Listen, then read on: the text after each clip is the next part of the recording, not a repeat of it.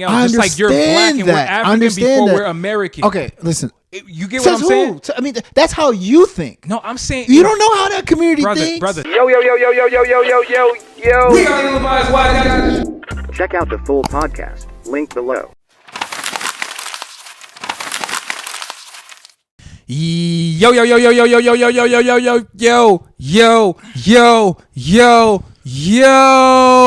are the ill-advised wise guys. Your boy, check out my boy TThe for Sheezy.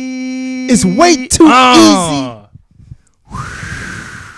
Hear that breeze? I do. Cause it's breezy. Whoa! It's breezy outside. It is breezy. It's October. About time you put actually breezy. You put some pants on because you felt the breeze, huh? Yeah, I did. I wanted people on the show to know that this is fall. Like, Thank God. It would be inappropriate to wear summer clothes. It's not summer. Welcome back to the Ill-Advised Wise Guys podcast.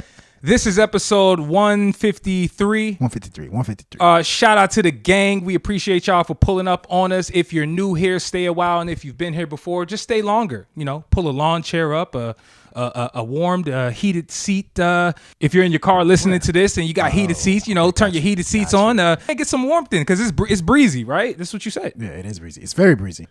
We have a special guest on the episode. He is a returning guest, a native of the DMV, a rising artist who, in my opinion, y'all need to really be listening to because he's making dope music at this current moment. And he just dropped a new project called...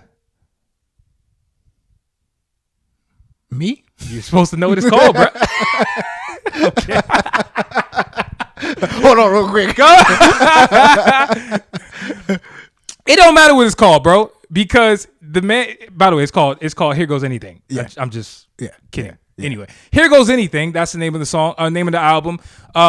Shout out to Just 10, bro. What's up? Say what's up, Toe. How you doing, bro? What's going on, man? Appreciate y'all having me again, man. Back for more, for real. Yes, sir. Time is flying. We just talked about it for real. Time is flying. We were just on, 9 months ago, so here we are again 9 months later. He might have been the second guest we had at the top of this year, I want to say. We had a couple people. A year flies by. Yeah, it does. I can't believe we're almost in November, to be honest with you, man. Ever since I became dad, like, I don't know what month it is. I just know, like, when's Friday? But no, hey, appreciate you for pulling up on us, man. You know, we're going to get into some dope conversations about your new album. Here Goes Anything. Yeah, Here Goes Anything, exactly. And also, we got some topics for you guys. But before we get into the topics, let's get into some announcements, dog. RGM. Check out RGM, ratingsgamemusic.com. RGM in Ireland. Did a music review for City Girls. They dropped a new album. I believe it's called Raw. Real ass whores. So I saw a tweet. Somebody said real quick. I saw a tweet. Somebody was like, the word woman was right there.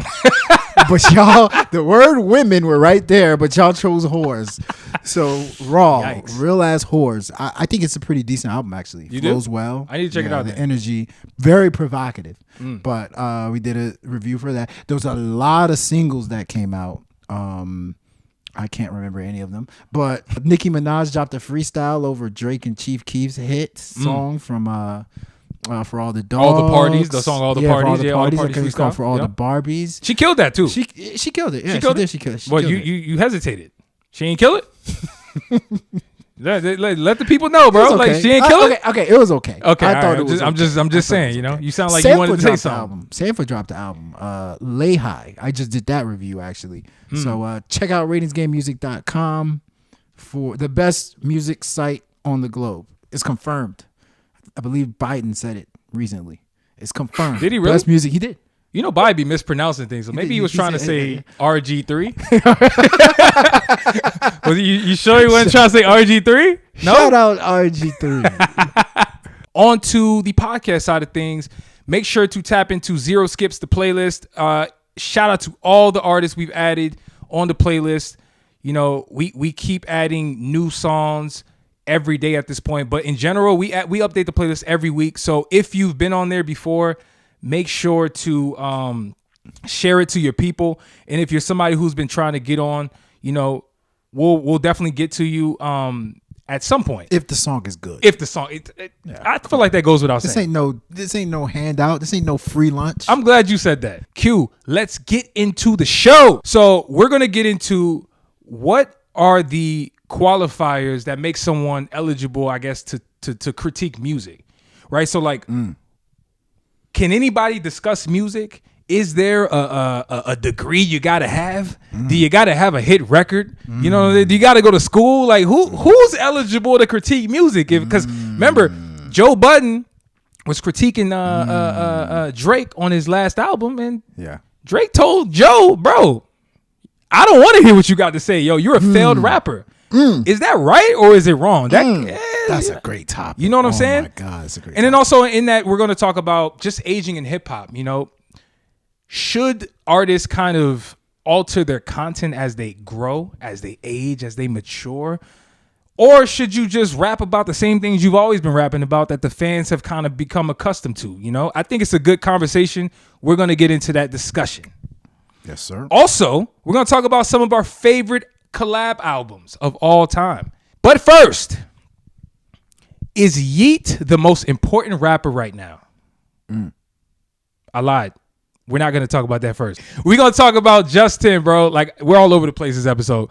How you doing, man? First and foremost, man. Welcome back to the show, man. No, I definitely appreciate it. I'm doing good for real. This, like this recently dropped, so it's like a huge weight off my shoulders for real, especially holding that in for like the past month for real, like knowing it was completely done. So feel good though. I appreciate y'all for having me back, man. It's my favorite podcast, especially after the first time I came on, learning that both of y'all was French Montana fans. I said, this is the place to be. So I appreciate y'all for having me back, man. So I'm doing great though. Oh man, yeah, glad to have you back for real. So now that the album is out, like, is there some type of like relief that you get? Like, is it a relief feel or is it more of a, anxious feel after you drop a project? I think for this one, it's more of a relief because I'm more so like content with where I am. And this is like the most content I've been. I didn't think twice about any move I made. I didn't really care about the perception, how it's going to be received. You could probably hear that in the project too. It's like, it's different. But it's stuff I've been creating in my head since I've been making music. But I finally had the confidence to do that. But I'm just so content with where I'm at right now. Like, it's just a relief to finally have it out. And I see that result in the feedback I'm getting. It's like, dang, you were so free. This is the freest I've been. And I'm cool with it. I feel like that's when people make their best projects. Like when it's, okay, all the expectations, all the nerves is gone, is done. Let's just have fun with it. And I feel like that for most projects, in my opinion, I get that feel from. My favorite ones. Like, I get that feel from. So I definitely feel you on that. I always like to take a fan's approach. Like, when I listen to music, I don't care how big we get, pause. I don't care like where we go, but my thing is, when you turn on music, does it speak to you? That's how I always interpret music. Like, I don't need to know the artist personally to, I guess, decide, is this an authentic expression? Do I feel like there's some consistency in who this person is and just the emotions they're expressing? And yeah, man, when I turned on this project, man, it spoke to me, man. It really spoke to me. As someone who wasn't, like, I didn't check out your earlier music. Like, I know, at least I learned from this particular project, this is like a series going. You got Here Goes Nothing, and then there's Here Goes Something, and then now this is the Here Goes Anything. I didn't know any of that until I heard this project. And even that level of detail, I'm like, this is what I'm talking about. That's the type of intention needed in music. So, like, from an artist standpoint, how important is it to like tell a sequential story in your music? Like, how important is that to you? It's very important for me. Just because I was brought up with music, everybody that I listened to was very intentional. So it's kind of like instilled in me as an artist. So if it don't make sense, I can't really do it. And I've actually struggled with that in the past, like 2017, I was still figuring out myself, thinking I had to pump music out. And like the music I put out, I wasn't really proud of because it didn't make sense to me. So like now I have to create, it has to make sense. How we were talking about before we started, like even with the track Die With You, like that whole thing, it just had to make sense. And I think that's how I'm so free now, because I reached the point of my artistry where it's not even forced to be intentional. It's like, it's going to be intentional because it's just natural. So it's very important to me. Like, I can't release any type of song, music, really do a feature unless it's some sort of intention behind it, or like purpose. So it's just a part of me as an artist, for real. Listen, one of my favorite artists of all time, J. Cole. I hear a lot of J. Cole in your music. I'm sure you do as well. Absolutely. And one line that stuck out for me from J. Cole all throughout these years, I'm talking about, this is back from 2009 when he said this. He had a line, it was a song that he put out with Boss. And he was like, you be surprised how many truths you can hide in flows, right? Whether you know an artist or not, you be surprised how much truth they're giving you, and people are listening to it casually, and they think it's nonfiction. They don't really think it's like as deep as it really seems. And to me, one of the most deepest songs on this project has to be Wait. You know, you really got into it. Like, it was some dark days for you. And so, like, how important was it to just dig deep to even make a song like that? Were you really getting into the mental battles and the struggles that you were going through, and probably still are? I mean, I don't want to, project, but how important was that for you? It was important, but more so for like the people I lost in my life, for real, like that passed away. I feel like I owe that track to them, and it took me like 2 years since the song I dedicated that to, the person that passed away. It's been 2 years since he passed, but it took time. And like I said, it's intentional. Like, I was going to dedicate something to him, it had to be right. And yeah, like it's just, I feel like that's important. And it's not every artist that has to do that. It's different artists, you know what I'm saying, that don't even make music that's very conscious. But I feel like for conscious artists, you ask them that same question, they're going to give you the same answer. Like, it's very important for them, but not more so for the people that's listening. And then, like, all the texts and calls I got from the project, or from that song in particular, or even Dear Mama, it's like I'm doing my job, but I'm also doing God's work. And that's kind of what it is. More so just like understanding that people listening, they're going to take this and actually, apply it to their life.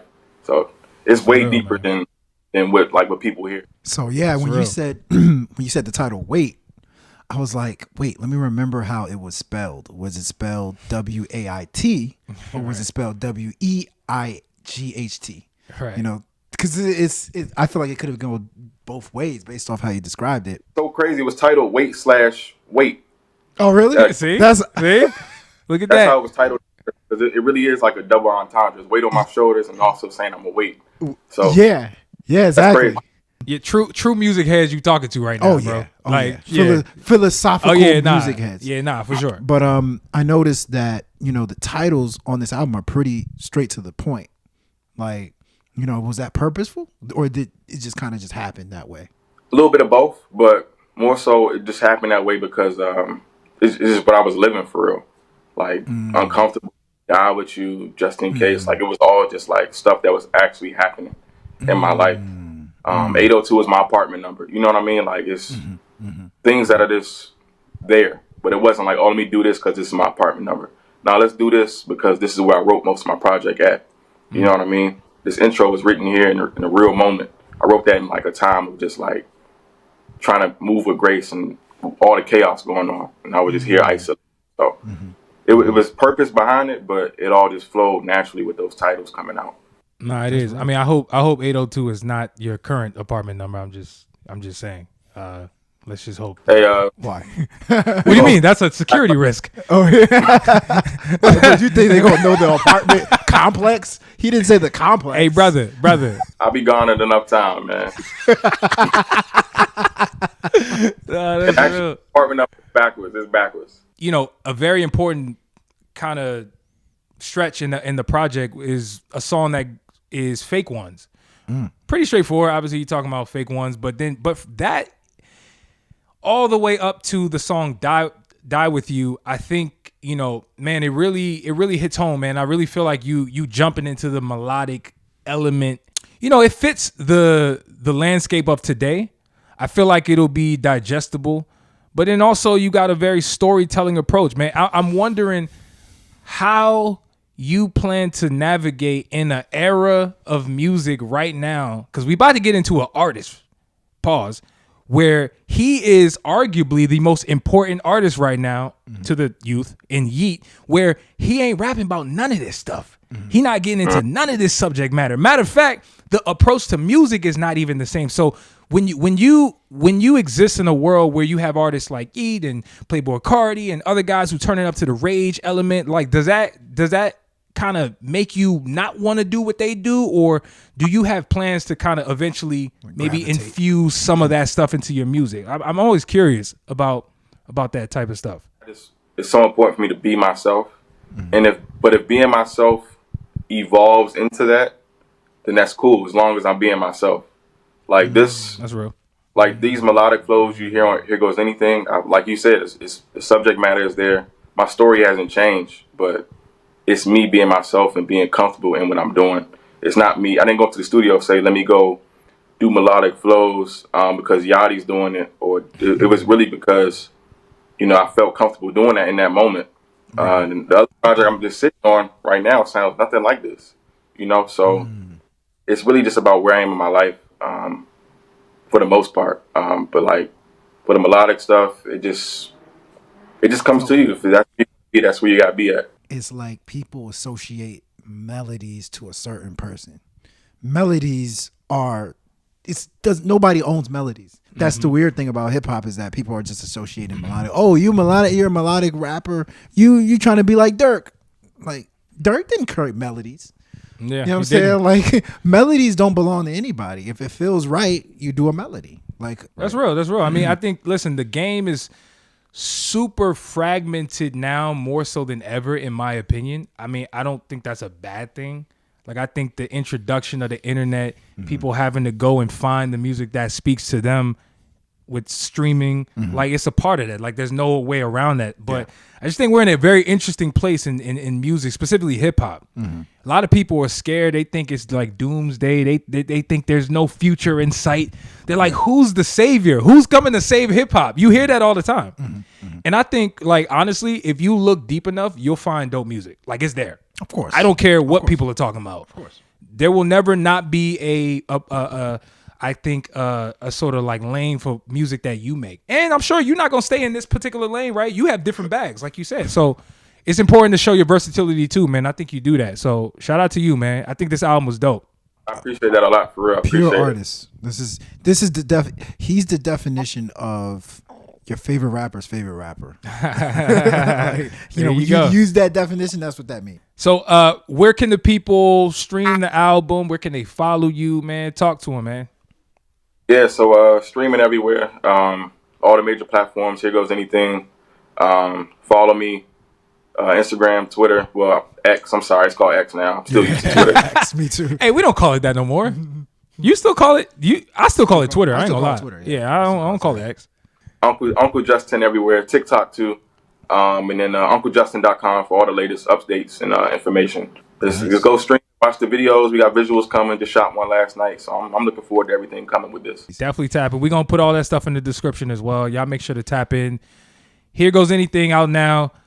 You ready to get into some topics though? We got some other stuff to talk about. I'm just letting you know. Nah, we gonna get spicy. First topic: is Yeat the most important rapper right now? I can think of an argument why I would say yes, and I can also think of an argument why I would say no. But right now, the Yeat and Drake song, I Don't Give a Fuck, was battling Drake's other song with Cole, First Person Shooter, for the #1 Billboard song in the country, because it's usually US, the Hot 100, right? Yeah. I think to your average fan, your casual fan, they might be like, yo, who is Yeat and why is he even at this level? Like, we don't know who this guy is. But in reality, he's kind of been having a little moment, right? On the underground. He's putting out albums. People are kind of rocking with it. He's kind of trying to break through the mainstream mode. Q, what do you think? You think he's the most important right now? Yeah. Which is crazy. Yeah. I mean, the thing is, one thing I like about Kanye is Kanye's always talking about the future. Kanye's like, I see something 5 years down the road. I mean, he exaggerates it, but it's still the future, right? Yeah. He'd be like, 5 years down the road, this is what I see. That's why I made this album. And that's why it sounds this way, right? Yeat's music doesn't sound like something that it sounds like something that won't click for another 2 or 3 years. I think artists are starting to notice that. I think artists were fighting it at first. I'm somebody that was fighting it. Like the very first Yeat song I heard, I was like, yo, what is this? This sounds like a broken Nintendo game. Remember when the Nintendo game, it was broken?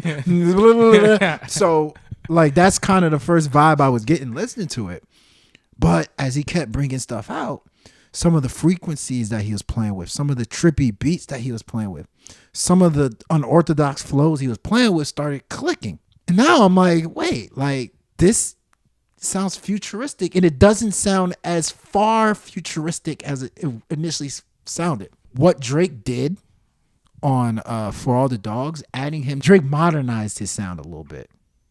So Drake, and then not only did Drake modernize his sound, Drake showed that your typical rapper can rap over that sound. To me, this was, initially I wouldn't have said this, I would have not have brought this topic out if that song didn't come out. Because I think Drake doing what he did has now solidified that, yo, if you are a mainstream rapper, if you want to make it mainstream, you can actually use this formula that Yeat has and make it work for you. So I do now feel like you're going to see a lot more artists trying to hop on this Yeat wave, right? Whether or not it's working with him or working with artists that sound like him, like Ken Carson, I believe is an artist that sounds like him, who also sold very well. Yeah, I think he sold 50K first week. Pitchfork rated his album higher than Utopia, Ken Carson's album, higher than Utopia, higher than Drake's album, higher than pretty much everybody else that you think had good albums. They rated it higher. I listened to the Ken Carson album. That's crazy. I listened to it. That's crazy. I listened to it from start to finish. I reviewed it. So did I I. rated it.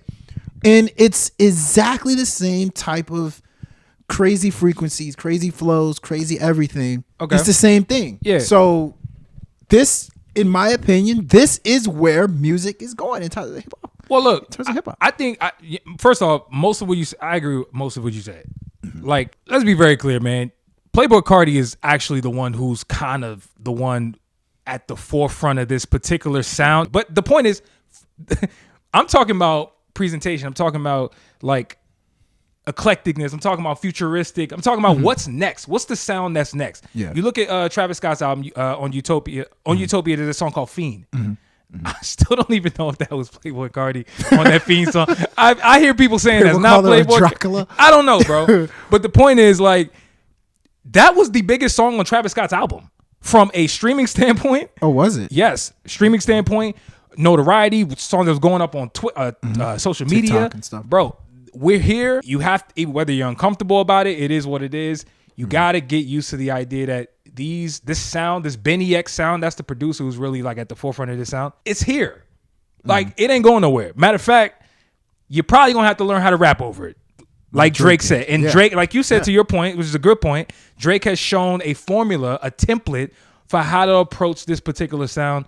And it is what it is. I think that the days of us trying to keep Drake's name alive, keep Kendrick's name alive, keep Cole's name alive. Don't get me wrong. These guys can still have success, but we have to understand that they're not going to be the ones pushing this new sound. Whatever's next in hip hop is not going to come from them dudes. People got to accept it, in my opinion. It just got to accept it. What you think, Justin? Yeah. I still think that Drake is the most important hip hop artist right now. And it's because, back to both of your answers for real, I think Drake, when he puts people on his project, it kind of like validates the sound. Like, all right, Drake's doing it. Somehow we all got to do it. Like, even people don't like Honestly Nevermind. I'm not really the biggest fan of it, but I haven't really tapped into it too much.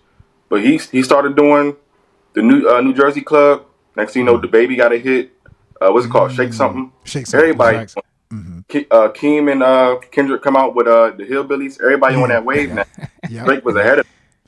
But it's like Drake kind of validates it. But I think Yeat is like the most interesting and the most important time in hip hop right now. This time in hip hop is like the pinnacle of the divide, where you still got You either conscious or you on that, not even mumble, just on the, I don't know what to call Trippy. You know who's actually arguably more important than both of the names that we just mentioned? You mentioned Yeat. I mentioned Playboi Carti. You said Drake. Yeah. Who? Kupiski? I would. Yo, this is gonna sound crazy. Lil Yachty. Lil Yachty is arguably the most important rapper in hip hop. He's the for middleman. all the reasons that you just mentioned with Drake. Who is the one there crafting Drake's, or at least not all of his sound, but at least giving him direction for a lot of the new school wave? It's Yachty. Who's the one collabing with J. Cole and who can show that he can be lyrical as well? It's Yachty. Yachty is like a hybrid of the rappers that you probably don't see right now. Somebody who's at the forefront of the Yeat. They can get on the rage and do that weird, what people consider weird, but they can also spit. You don't really see that. I think it's Yachty, bro. Not gonna lie. I wouldn't say he can spit, but bro, Yachty can spit. What he did? Okay. I wouldn't say he can Can we keep it a spit. buck? He knows how to rap. I want your opinion. Go ahead. On Secret Sauce. Did Yachty kill it? Yes or no, homie? Don't answer. Secret recipe. Secret recipe. I said Secret Sauce. Justin, did Yachty kill his verse on the Secret Recipe? I'm gonna say Yachty.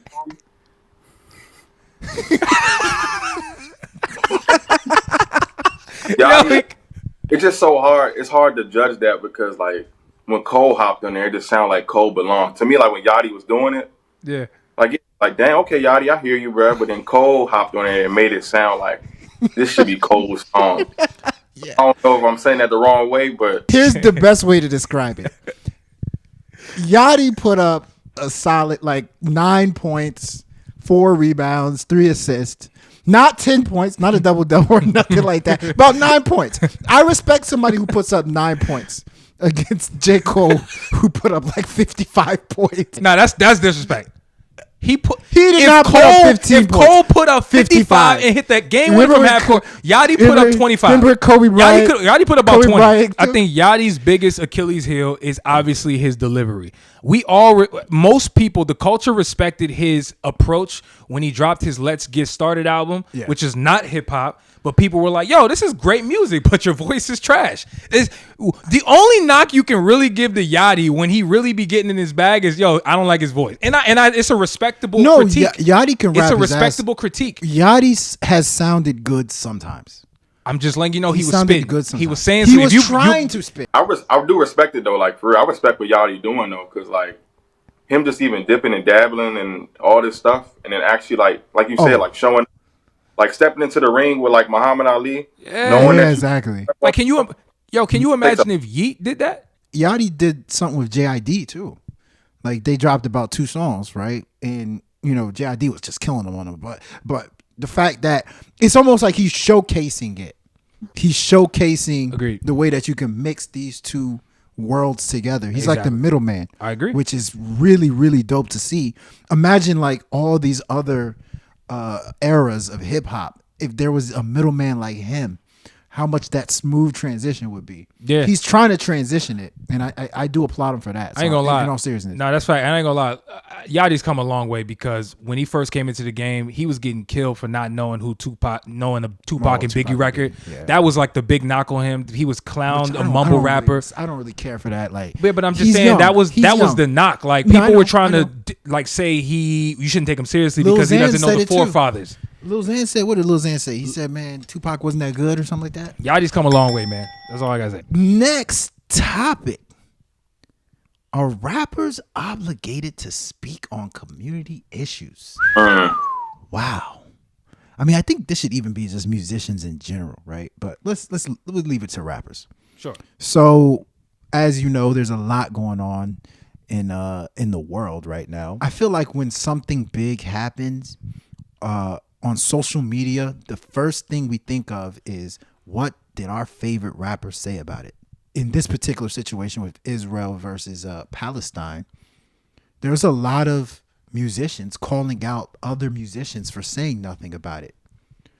It's a tricky situation, you know, because in one sense, if you don't say anything, people assume that you're not pro whoever. Mm-hmm. But then when you do say something, you are more than likely going to say something pro somebody, which is going to offend another side completely. It's almost like a lose-lose situation, right?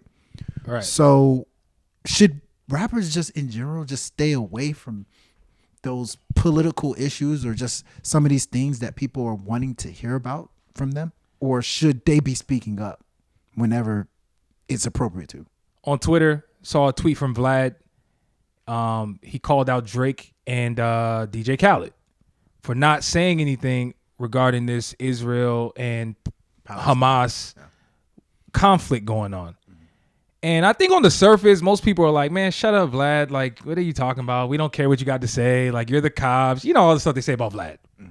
And I'm not even saying none of that's false. I'm just saying it's easy to dismiss Vlad. But when you get into kind of like the logic, what he was getting at was, hey, Drake is technically Jewish. He grew up as a Jew in Toronto in a Jewish neighborhood. He had a bar mitzvah. He had the whole Jewish experience. So why are you not saying nothing, Drake?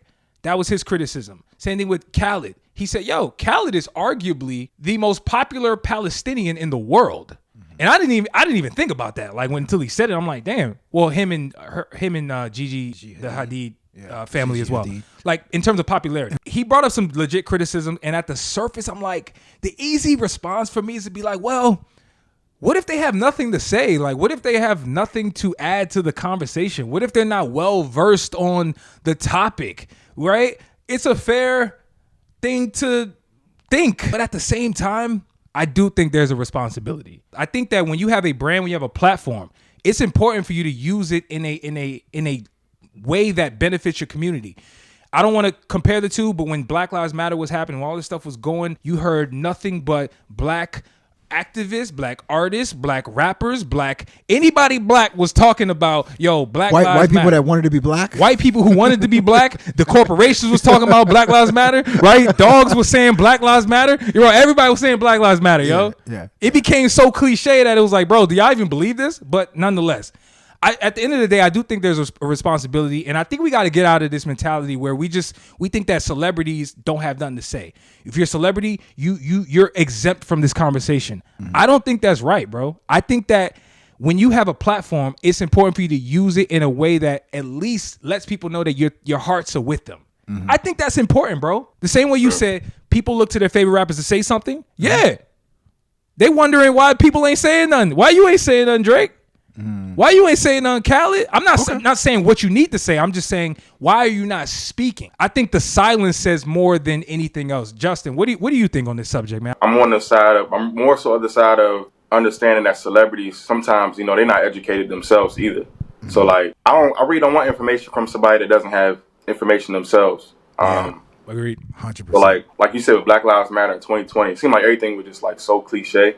To the point I stopped believing celebrities, anything they were saying, because it was just so popular at the time. Yes. Like I hated it. I got to a point where I hated it because like, Me too. I know you're Me just too. doing it because you're bored.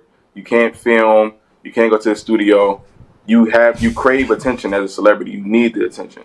Yep. So when celebrities do speak about it, sometimes like they were speaking about the war going on, my mind is kind of trained to second guess where the place is coming from anyway. Because a lot of people aren't really educated on it. I'm still doing education on it. Like I'm still trying to get educated about it. So I don't really look for celebrities to like speak on it, essentially like to educate me on it. But to your point, I'll also look for a celebrity to at least say, hey, my heart's are with everybody, like what's going on. Like some sort of sympathy goes a long way. At least you acknowledged it. Because when you do ignore it, it's kind of like, I don't really care. I'm just here for the money. So I get that part. But I don't like Dave Chappelle said, who the fuck cares what Ja Rule says in the Times? Exactly. Yep. That was the first thing that came to my mind. Yep.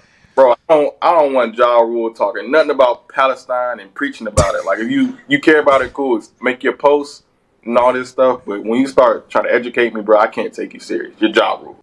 My last part, I just don't really think that celebrities are obligated to actually like speak and educate, because most celebrities, they got to be educated themselves. Most of them, for lack of better terms, are ignorant to a lot of stuff that's going on. Because for one, they can't connect to the average human being because they got money, they got status. And then for two, most of them ain't really finished schools and stuff like that because they got so so big, so they can't really understand what's going on. You know, they want a different type of level. So I don't think they're really obligated, but I think it goes a long way when they do show some type of sympathy. Like, people look at you with some sort of like respect because like at least you did something. That's how I feel about it. No, that's real, and I think the key word here is obligation, right? So maybe they're not obligated, but Well, should they? Should they? You should in certain cases, in other cases they shouldn't, right? It's based on whether it's a true message. It's based on if they actually have something important, if it's genuine. You know what I'm saying? Okay. I do think silence says a lot, though. I'm not gonna lie. In a lot of cases, we got to pay attention to people who are silent. I somewhat disagree with what you said. We've become bullies, like fans, people that appreciate artists and all that have become bullies on social media, where I think a lot of times we bully people to give their thoughts or how they feel about something. Initially, I felt like, it was organic. After the Black Lives Matter, I felt like there became this like bullying. Hey, you ain't say nothing. I'm like, why ain't you say nothing? You just you don't got a side. It then now becomes like a scare tactic, right? So now with this Israel and first Hamas thing, I just feel like people are trying to bully people into how they're supposed to feel about something. That you're never going to get genuine feelings out of that. You know what I mean? I respect where DJ Vlad's coming from. He makes valid points. So the thing that's crazy is you can be right, but it doesn't mean that like that's the end all be all. You know what I mean? Right. So he's right. He's making valid points. That tactic of saying you're Jewish, so you're supposed to say something about this situation, that's bullying. That's you don't know me. Yo, you want to get into a where real we combo? come from? You want to get into a real combo? Because we're Nigerian, right? Yeah, this is Nigerian, deeper than right? it seems. I'm telling you. We're Nigerian, right? Where we come from, like if you gonna call me out, which I've been called out multiple times, you ain't real Nigerian. Right. But like when you get called out, you don't know how I feel. Okay. You can't push your thoughts or what you want me to do on me. But here's the thing though. It is a luxury to be able to get something out of an artist in this situation.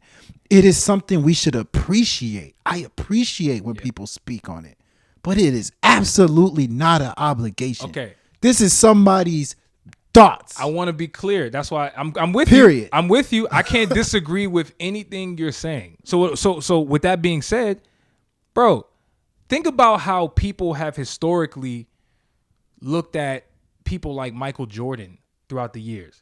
They've consistently said Jordan never spoke on black issues. He's not obligated, right? To your point. No one's obligated to do anything. He may not feel strongly about it. Right, but is it a knock on your resume when you have all of these resources, you are part of a community, and you do not have something to say about injustice of your people? There's a humanitarian conversation here. This is not about commercial money. This ain't about money, bro. This is about pride in your people. That's what this conversation is about. So by the way, that's where the aspect of DJ Vlad bringing up the whole Jewish angle, bro. You're Jewish. You had this, that. He's essentially getting at, bro. Yeah, but he's a Canadian Jew. Again, I'm not. He's a Canadian Jewish person. He's not an Israel Jewish person. It don't matter. You're Jewish before you're anything else. Just like you're black and we're African before we're American. Okay, listen. You get what I'm saying? I mean, that's how you think. No, I'm saying you don't know how that community thinks, brother.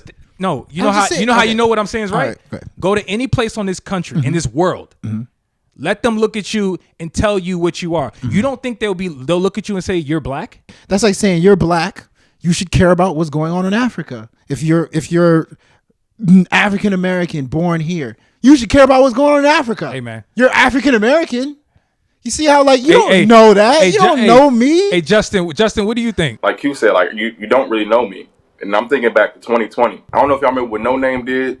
Like she just started going crazy on like Kendrick and Cole. Yeah. Some celebrities really be out here actually doing stuff, but they don't publicize it for the way that I think. They don't want you to think they're doing it for the notoriety. Like Kendrick was at protests.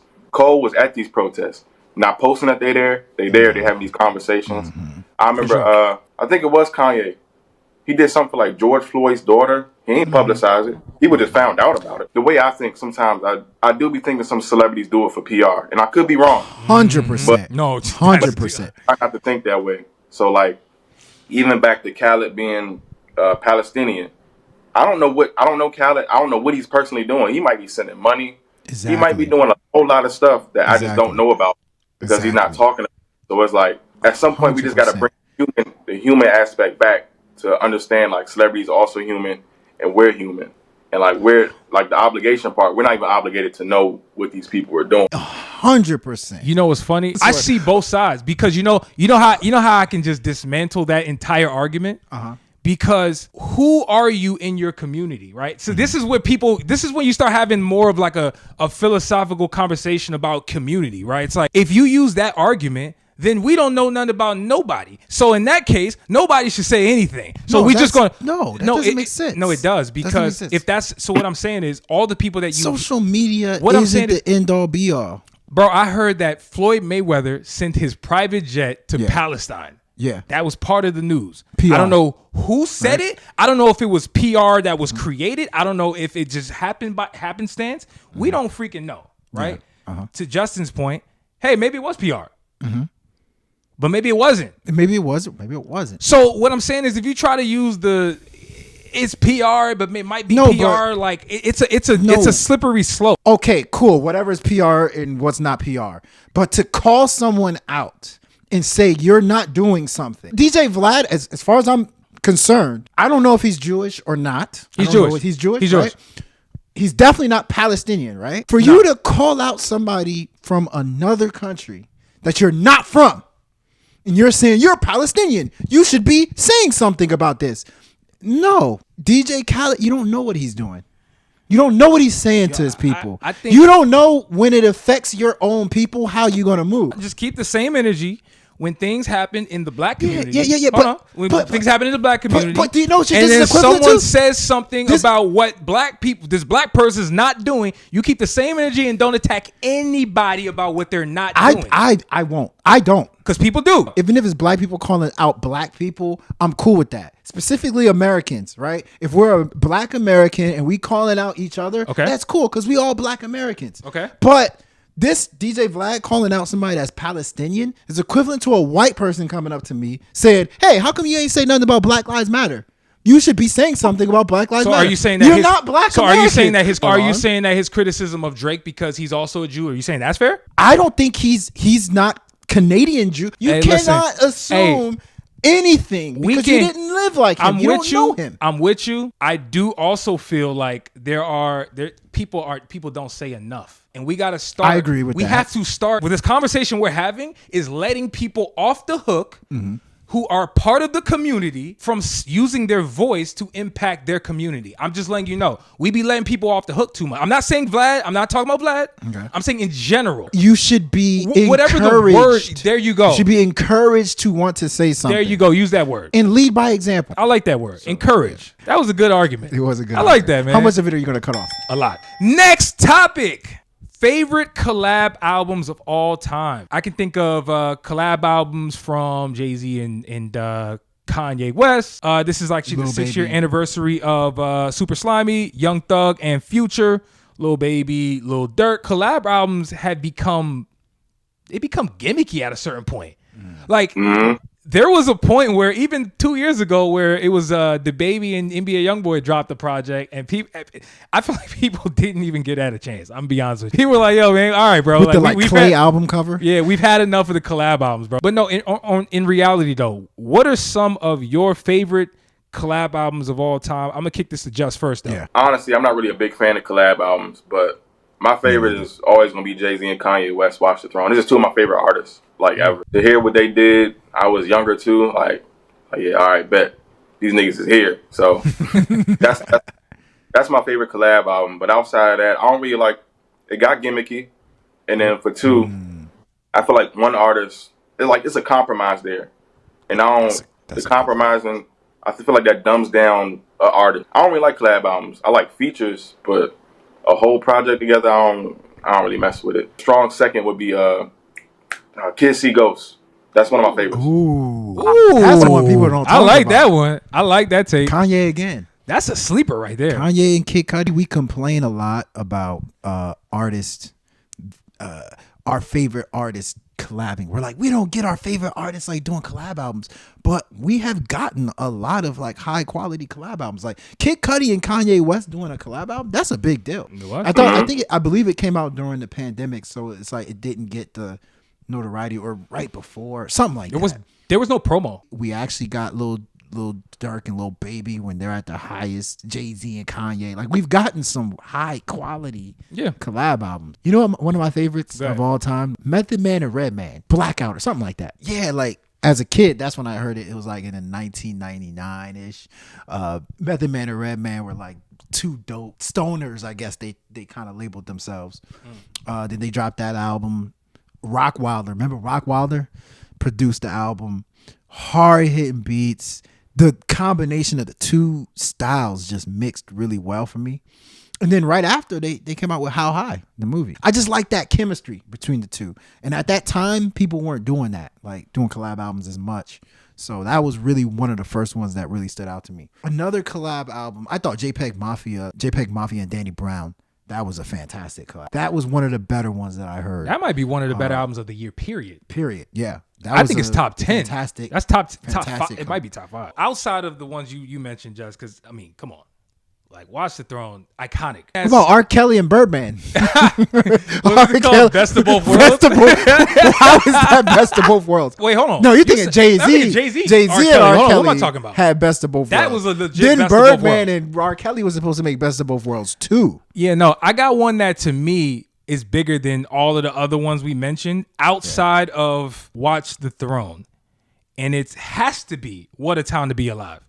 Oh, Drake yeah. I and Future. forgot about that. That was a good one. Like, that was a very controversial project. I remember people saying they hated it. It was polarizing. There was people saying there was no skips. And I'm like, yo, what the hell? Like, I personally was on the side of every song was damn near a banger. Yo, people forget that was the same year Future had dropped DS2. 2015, bro. Future was on fire. Drake was on fire. I'm right there with you because if you're reading this, the Too Late came out DS2, so that's hard number 3 for me, bro. That was iconic. That joint, Crazy sure. album. Crazy album. Drake and 21 Savage. I think that's gonna go down. That was my next one. I was gonna say that's gonna go down as one of the better ones. But you know the problem with that one, which everybody kind of knows, I think it's a fair criticism too. Like, come on, man. Like, that was a Drake album. The best song on the album, the most iconic song, has to be Rich Flex. Yeah, Rich Flex. 21, and you do something for me. That's the most iconic song on that project. And 21 had a very good verse. Yeah. Matter of fact, he was probably the most standout. I'm sorry on this song, but in general, I think that project was a Drake project featuring 21. Man, like we got to be. If real. you say Let's so. keep it a buck. What about Jay Electronica and Jay-Z? Oh, okay. All right, bro. I done fucked up with this answer, bro, because that's top tier, bro. Which That one? is a top tier project. A Written Testimony. Oh, with Jay Electronica. We made a joke because it's actually just Jay Electronica's album. Thank you. But Jay-Z is on damn near every second of that album. Thank you. I told you it was a great album. You were like, it's okay. No, that's not true. That was when you were like a podcast jit. No, where you were still new in the podcast knock it game. off. My criticism was always people trying to act like this was a Jay Electronica album. I say, you go back. And I say, look at Hov carried the project. Go back and look at the podcast. What did you say? Given the project, I said, yo, this is a B+ or an A project. It was and like a C. You said like C, and I was like, no. And then your explanation was Hov carried the project. So what? That has no impact on the music that was on the project. You drop a solo album and you got features that overshadow you, bro. Like, I got to take some points off, bro. I have to. Are you crazy? A solo album?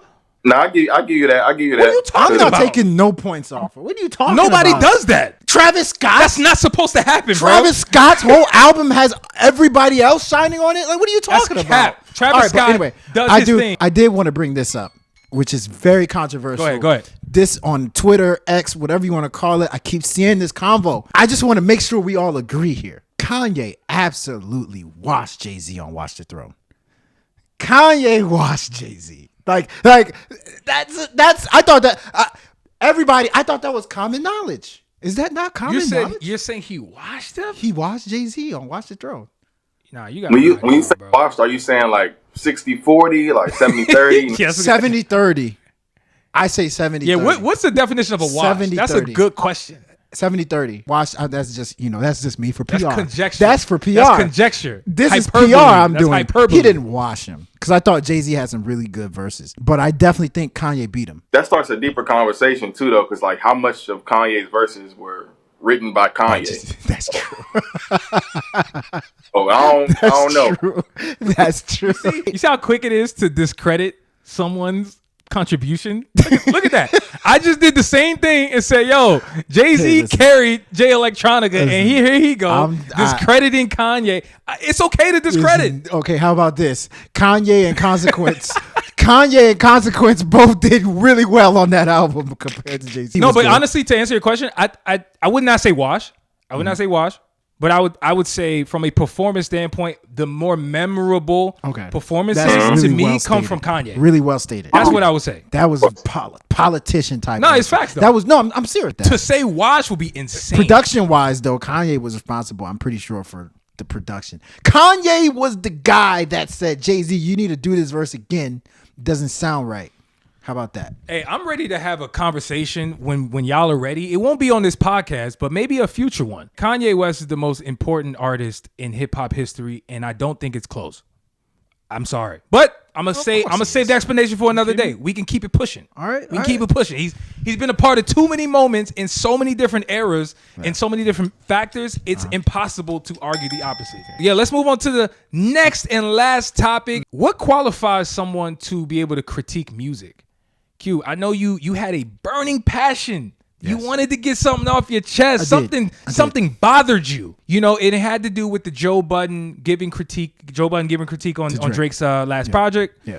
And how Drake was so quick to discredit Joe Budden's opinion. So talk to me, man. Like, how you want to approach this? My beef is not with Drake in this topic. So there's a couple things that I see people do on the internet that just irks my nerves. First one, really, that makes me angry is when somebody comments on a post saying, I don't care. Yo, like, doesn't that just irk me? I don't care. Okay, then why'd you comment? Hey. And what do you care about? How about you tell us what is it that you care about?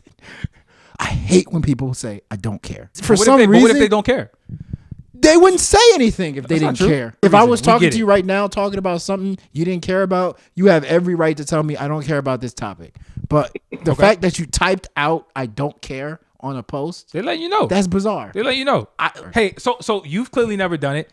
Moment of transparency. Justin, have you ever commented on someone's post and said, I don't care? Let me know. Yeah, but not those words verbatim, but try to downplay it. I've done that before, but we've all done it. We've all done it. So like this is not no. Yeah, I mean, I don't care. The second thing that angers me is when people say somebody is not qualified to say something. Right. So first, Stephen A. Smith. I was hearing Stephen A. Smith go on these radio stations talking about Max Kellerman, saying Max Kellerman's not qualified because he was not a journalist. I like that He's example. not this. To me, when I heard that, I was like, that's mad disrespectful. Max Kellerman has been on ESPN for like 15, 20 years. Like, he's not just a nobody. Like, to say he's not qualified is mad disrespectful in my opinion. But I get where Stephen A. Smith was coming from, but I just disagree. So with the Joe Budden and Drake thing, you know, obviously Drake and Joe Budden have a history of one another. Joe Budden's pretty critical of Drake when he doesn't like his stuff, yada, yada, yada. Yep. Drake's response, which I'm completely fine with, is he thinks Joe Budden had a failing rap career, that he's now bitter, jealous of Drake's success, blah, blah, blah, blah, blah, that he shouldn't be commenting, right? A lot of people online are running with it. Who is Joe Budden?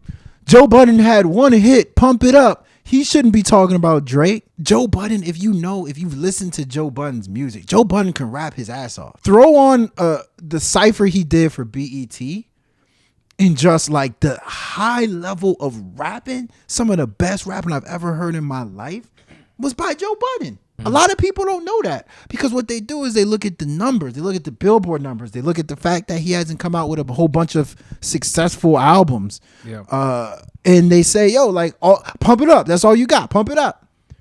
To me, that's nonsense. Complete nonsense. When you brought this up, I immediately started thinking of other industries, other examples I could maybe pull from, because I think that we lose sight of what we really be talking about. Like, when people be so bogged down in the music, it's like, oh, does Joe Budden have a point? Should Drake care? It's like, bro, in reality, music is one of those few products, one of those few things that a human being can just listen to a lot of and gain a ridiculous amount of insight to be able to speak and express how they feel.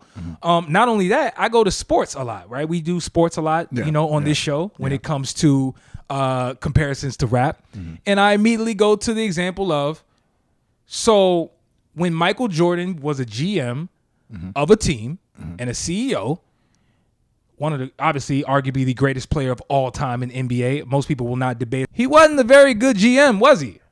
He wasn't a very good player of basketball operations in terms of picking players. How come his ear or his eye for talent doesn't necessarily match his ability to play? So I'm saying all that to say, I don't think these two are correlated one-to-one. Drake trying to discredit Joe Budden because he didn't have a quote-unquote successful music career does not disqualify his opinion. I think it just simply distracts us from the fact that he has a personal beef with Joe Budden, and he wants y'all to know I'm shitting on him at every chance you get. I didn't have an issue with what Drake said. Yeah, no, it was a clear personal dig, but I think that we got to get out of the idea that, because what Drake said in particular was, I don't want everybody to think that their words are validated. Yeah, that's what that's he crazy. Said. And I thought you were going to bring that part up because to me that's ridiculous, bro. I think that's wrong. Like, if you put out a body of work and people don't like the album, you can't now say because y'all don't like the music that y'all don't know what y'all are talking about. Like, no, that's not how this works. Like, what are we talking about? Yeah. You know what I'm saying? Just what do you think? Back to what you just said, like, about, like, let's say I just put out Here Goes Anything, right? And then both of y'all like, that shit trash. And then you break it down why you think it's trash. I'm going to respect it. I've had multiple studio sessions where I do a song I thought was fucking fire. And then somebody would come be real with me like, that ain't it. I ain't get mad, trash their opinion. They don't make music, but they got an ear for it. They listen. And then, like, I take it in and I understand what they're saying and I go retweet that song. I think most of this stuff, like, for lack of better terms, artists be butthurt over people's opinion when it really shouldn't matter. If you made music for you, you released it for you, nobody's opinion should matter. Of course, embrace the love, but also embrace the hate too. A lot of artists struggle with that criticism, especially those big artists, because they feel like nobody can touch them. And then it's back to what y'all said with sports. We was just talking about how much we love Dan Orlovsky, who was arguably one of the worst quarterbacks I've seen play. See? That's a fact. Like, arguably, but he know the game to a T. If he became a coach, that offense is going to flourish. So, like, I think the whole validating thing, like, if people know what they're talking about, they know what they're talking about. You got a bad game, you got a bad album, just respect people's opinion, go out there and do better. That's how I see it. Like, I love when people critique my work because it's always something I can improve on. And if, like, you don't like it, you don't like it. I ain't gonna be hurt over it. I don't get people that come out and, like, do all this extra stuff when people got a bad opinion about something. Like, people gonna have opinions the rest of your life. So I don't be getting that. Because I don't want to focus on Drake and Joe Budden, but they are good examples to drive this conversation. Joe Budden's critique of Drake, at least one of the critiques, was, hey, your music isn't evolving. You're 37. You're hanging around 25-year-old. The music is suffering as a result. We would like to hear music that is a bit more mature and maybe something relative to what it is a 37-year-old would likely be experiencing. By the way, in our album reaction or review, I had similar critique. You did say that. Now, I didn't even know Joe Budden said any of this. I was going to say, by the way, I didn't know Joe Budden said any of this. We had probably very similar critiques, and that episode was filmed before I even knew about any of that. Probably, yeah, we didn't know anything. And so that's what I'm saying. So I want to kick this right back because I want to get your reaction on that. Because like if somebody came to you and said, "Yo, Justin, I heard the album, bro. You not evolving properly. Like you 30.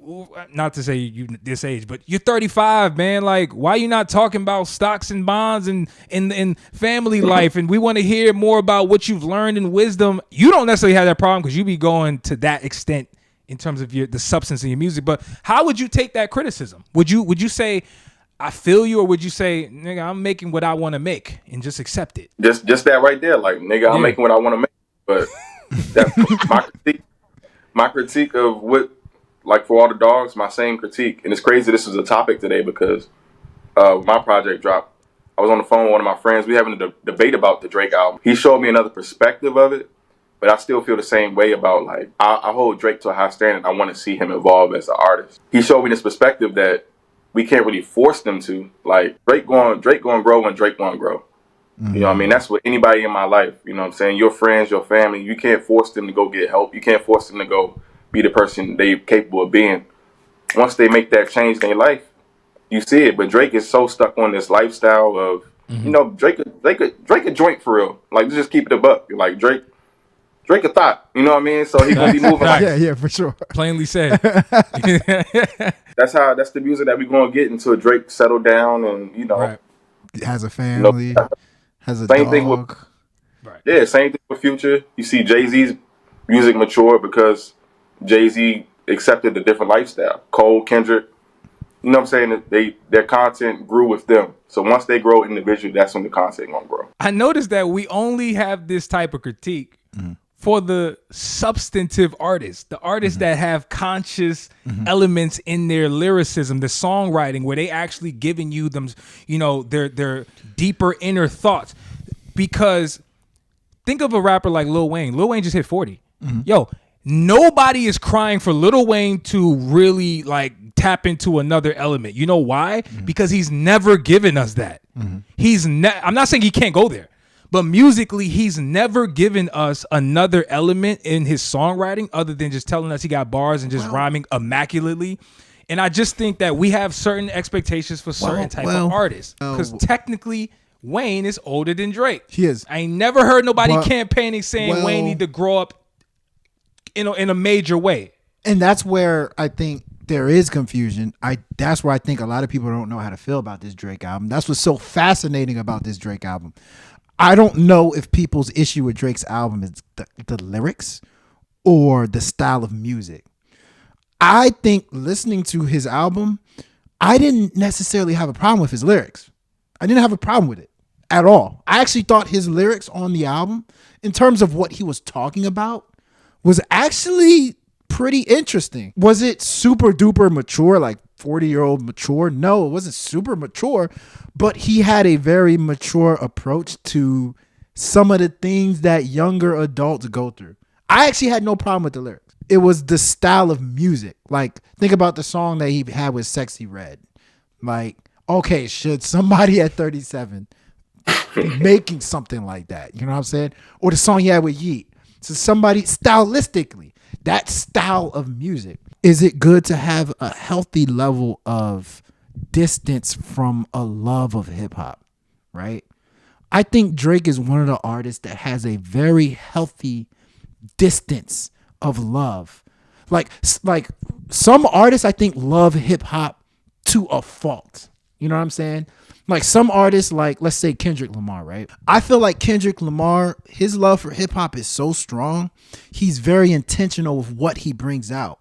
He doesn't want to dabble and doesn't want to have as much fun on wax. Like the song he did with Baby Keem recently that you mentioned earlier, that was the first time I seen Kendrick have fun in like 10 years. Kendrick does not have fun with hip hop because I think he has a love for hip hop that is so next level that it doesn't allow him to have fun. Drake, I think, has a healthy level of just distance where he's like, I like hip hop. I'm not at the point where I love it anymore like I used to. So I can still have a little bit of fun with it.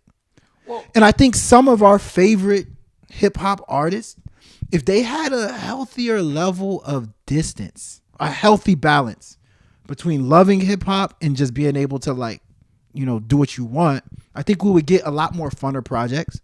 We'll get a lot more experimentation from our higher level artists. Right, What right. makes us be able to do a 9 to 5, come home Yeah. and still function is because we don't love our 9 to 5s.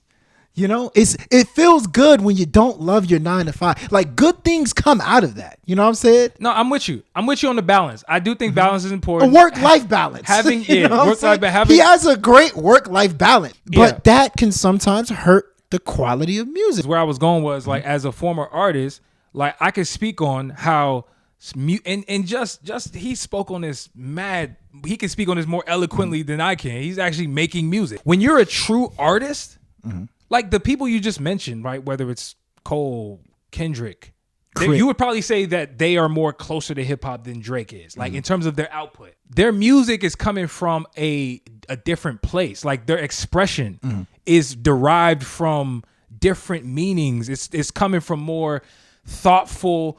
They're trying to really give you a psychoanalyst opinion of their viewpoints and what they think in a certain realm. Like, and so that's why, like, yo, you probably not gonna get no fun projects from Kendrick. Bro, Kendrick is probably having his best life right now, but when he locks in on hip hop, it takes him to a certain place where he wants to express it in a certain fashion. And I think that's what we've loved from Kendrick this whole time. For sure. Like, I don't think we can force people out of what their natural expression is, but I do think we gotta appreciate Drake. I mean, you gotta appreciate. We gotta that appreciate balance. Drake for the versatility he's shown, and I think that's why we've never seen an doesn't artist care. like Drake who's been able to balance giving you the 8 a.m. in Charlotte's, satisfying people like who really like that backpack rap, and then giving you Jumbotron popping with Lil Yachty, and then giving you Sexy Red. Yeah. You know, it's like, bro, like the amount of bags he has is very impressive. Because he But you doesn't- do alienate fan bases when you do that. You do alienate. That's but- the key. And then he also just doesn't care. Like if he cares about hip hop, but he doesn't care enough to be like, if I try this, people are gonna kill me. This is not good for hip hop. Drake understands and knows I'm not the savior of hip hop. Don't come to me with.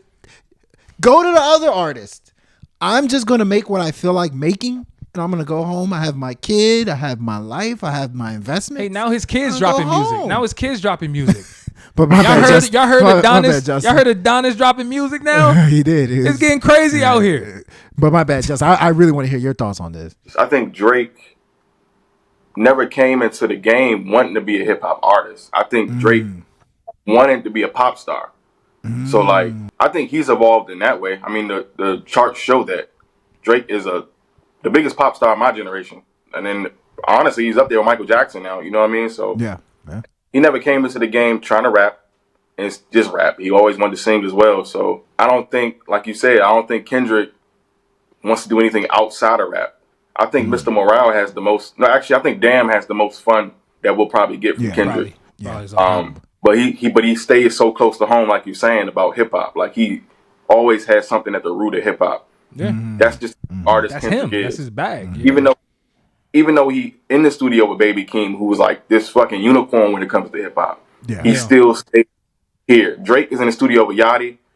Yachty's picking his brain. He's picking Yachty's brain, and you can tell that. You can't really tell Kendrick is in the studio with Keem when you hear Mr. Morale. Yeah. Because Kendrick wants to stay there. So I think it just depends on the artist for real. Like it really does depend, I think. Like even Cole, he's trying to have fun, but you can see it's kind of a struggle for him to have that fun because he wants to stay here, that storytelling joint. So it just depends on who you looking at. Like I think about Meek Mill and Rick Ross. They never had fun. They in this pocket. Like they in this pocket, but they still elevating. So I don't know. That's a really good like debate and question for real. Because it all just draws back to the artist. Man, yeah, it depends on the artist 100%. Some artists just have their approach to music. And from a lyricist standpoint, the person that jumps out to me, when I hear someone who is a hip hop head and can give you fun lyricism, but they can give you depressing lyricism and has a lot of range, would be like somebody like Andre 3000. Yeah. Like when I listen to Andre 3000, like I get various emotions within a core hip hop element. And there's not a lot of people who have that diversity. You know what I'm saying? Yeah, like if that makes sense. For sure. I'm sure there's others, but he's the one that pops out. He to seems me. like he goes to the studio only when he has ideas. You know what I mean? Like he don't just go to the studio just because, oh man, it's time to make a song. No, like I got an idea for a song. I want to hop on a song. Yeah, like you get fun rap, like all of that stuff, man. Back in the day, man, a Quimini album, you see variety in the emotions, but it's still hip hop. I want people to remember this though. Like for real, I want to reiterate. Like you don't have to love your job. You don't have to love something to succeed. We've learned that with Jokic, right? Jokic won the NBA championship. He didn't look happy. He was just like, yeah, it's time to go home. And then he said that right after winning the championship. But then you see him when he's back home in Serbia with his horses. Yep. He looks ecstatic. He looks at home. Happy. He looks at home. Like there's this notion that, because I'm a rapper, I have to love hip hop and I have to want hip hop to succeed. There is those people that we need to do that for sure. Hip hop will be nowhere if we didn't have those people. But if you don't feel you love it, it's okay. I'm with you on that. In my opinion. I'm with you on that. But this is where we got to challenge ourselves as music fans, because I'm not trying to rehash the debate here. But I see a lot of parallels to that conversation we had about whether people are obligated to speak on their community, right? Yeah. Because to me, at the root of both of these conversations, I'm hearing that expectations on other people's expression is the root of the problem. When you expect a Drake to give you something and he gives you something else, you're disappointed. And now you're questioning, oh man, Drake, you ain't grow up, right? It's the expectations that lead to the downfall, in my opinion. So we just have to stop expecting certain things. We have to challenge ourselves to stop expecting things. I do want to say that Drake put some of this criticism on himself, though. When he released the book, it said, Mr. Old Drake. He's going on tour, on stage, saying you're going to get the old Drake. But then he puts out, I'm not saying it's a bad project. I don't think it's a bad project. The criticism that's coming from it stems from the expectations that he placed on himself. He definitely played a role. I will agree with that. And that's where it's fair. And that's where I don't think that this is... nobody's wrong to call Drake out and say, bro, you didn't hit the mark on what we expected from the project because of everything that you just said. Yeah. But there are times where people don't tell you anything, and then we expect what we expect, and then we have the imaginary expectation, and they don't meet what we thought in our head, and then now we're mad. You know what I'm saying? Like, it's rare people meet expectations. Like, I think in the instance of like pop media and sports, LeBron James is somebody that I think actually exceeded expectations. 100%. Kendrick usually exceeds expectations, but really that's about it. Like when we put major expectations on people, 99% of the time they do not meet it. Like Travis Scott, Utopia, I don't think it met expectations. Like now the typical person would be like, Astroworld. Oh, Astroworld was great. I don't think the expectations that were placed on Astroworld were the same that were placed on Utopia. Utopia's was so crazy, and I don't think it was possible. So I think people have to remember, majority of the time, expectations are not met, which is 100%. So we got to stop expecting things. Or if there's a time when you're like, yo, it didn't meet expectations, you shouldn't be surprised. Yeah. Because most people don't meet expectations. I'm with you, man. Especially when you get that one project, that classic, after that, it's a wrap. After that, it's a wrap. Man. After that, it's a wrap. There's so many people who have their career has hit the toilet. Like it's done because of expectations. Yeah. You know who comes to mind right now, unfortunately, and I hope I'm wrong, by the way, Roddy Ricch.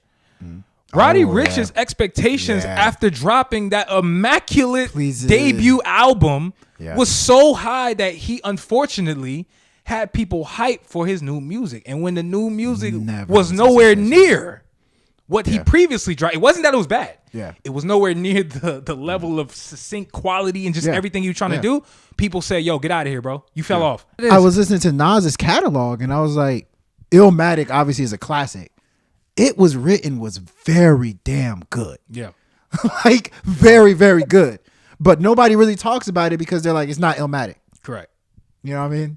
Probably didn't meet expectations. So it's crazy. It's tough, man. It's tough. Yeah, man. Hey, this was a dope conversation. Hey, guys, I have to say this again. If you've made it this far, man, make sure you hit that subscribe button on your way out. Yes, sir. Justin, where can the people find you? Once again, talk to him. Yes, sir. Uncle Justin, that's Uncle JUS10, Instagram, Twitter, all social media. Apple Music, JUS10, and then really just UncleJust10.com for everything. So. Yeah, and once again, y'all make sure to go stream his new album, Here Goes Anything, dope project. Make sure y'all show him some love as well. And for us at the Ill-Advised Wise Guys, as always, if you're giving advice, just make sure it's ill. Yes, sir.